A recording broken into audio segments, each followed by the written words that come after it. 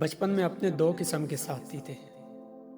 ایک وہ لڑکے تھے جو اترائے ہوئے آتے اور بتایا کرتے تھے کہ ہمارے گھر میں گراموفون آیا ہے، ہمارے بڑے بھائی نے سائیکل خریدی ہے، ہمارے تایا جان ڈپٹی ہو گئے ہیں۔ دوسرے وہ لڑکے جو آنکھوں میں حیرت لیے دوڑے دوڑے آتے اور بتاتے کہ ہماری کنگھی پر چڑیا نے گھونسلہ بنایا ہے، یا یہ کہ اسکول کے پچھواڑے والے درخت پر جو فاختہ نے گھونسلہ بنایا تھا اب اس نے انڈے دیے ہیں، یا یہ کہ فلاں نیم کی کھکل میں طوطے کے بچے نکلے ہیں۔ مگر اب شہر پھیلتے جا رہے ہیں اور ٹرانزسٹر دیہات تک میں پہنچ گیا ہے۔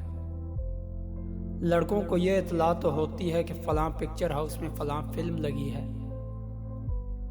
مگر انہیں گھر کے اونچے طاقوں میں رکھے ہوئے گھونسلوں اور کیاری میں کھلے ہوئے پھولوں کی خبر نہیں ہوتی۔